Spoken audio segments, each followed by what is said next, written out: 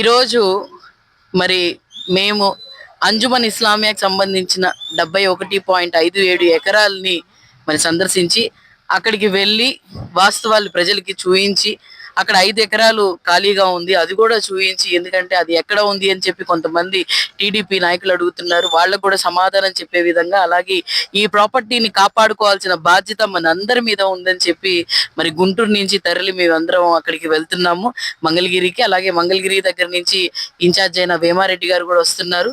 So దీన్ని importance ఎంత ఉంది అంటే ఇక్కడి నుంచి మేము మాటలు చెప్పడానికి అందరం చెప్తూ ఉంటాం, కానీ అక్కడికి వెళ్ళి చూయించి జెండా పాతి, ఎందుకంటే అది హబీబుల్లా ఖాన్ గారు ఏ విధంగా మైనార్టీల సంక్షేమం కోసం అభివృద్ధి కోసం ఏ విధంగా ఆయన భూమిని ఇప్పుడు దాకా కాపాడుకుంటా వస్తే ఇప్పుడు ఈ కూటమి ప్రభుత్వంలో ఉన్న వాళ్ళు దాన్ని దాచుకోవటానికి దోచుకోవటానికి దండుకోవటానికి వాళ్ళు చర్యలు చేపడుతున్నారు. దాన్ని ఆపాలి అని చెప్పి మా ప్రయత్నం మేము చేస్తున్నాము.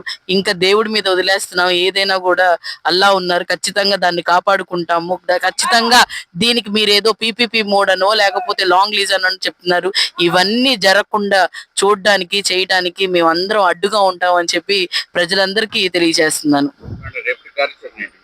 రేపు అనగా రేపు మార్నింగ్ 10 o'clock కి మేమందరం కలెక్టరేట్ ఎదురుగా మరి ధర్నా చౌక్ దగ్గర అందరం సమావేశమై అక్కడి నుంచి వెళ్ళి కలెక్టరేట్ గారికి ఒక రిప్రజెంటేషన్ ఇచ్చి, ఎందుకంటే దీంట్లో దాదాపుగా పిటిషన్స్ లైక్ అబ్జెక్షన్స్ అనేవి పబ్లిక్ నుంచి తీసుకున్న అబ్జెక్షన్స్, అలాగే దీంట్లో లైఫ్ మెంబర్స్ ఉన్నారు, అలాగే ఇంకా ఏమో మసీద్ కి సంబంధించిన వాళ్ళందరి దగ్గర నుంచి ఒక రిప్రజెంటేషన్ తీసుకెళ్లి కలెక్టర్ గారికి మా వైఎస్ఆర్సీపీ పార్టీ తరపు నుంచి కూడా ప్రతి జిల్లాలో 26 జిల్లాల్లో కూడా కలెక్టరేట్ దగ్గరికి వెళ్ళి రిప్రజెంటేషన్ ఇస్తాం. అలాగే భారీ ఎత్తున రేపు మార్నింగ్ కూడా గుంటూరు జిల్లా కలెక్టరేట్ గారికి రేపు రిప్రజెంటేషన్ ఇవ్వబోతున్నాము. Thank you.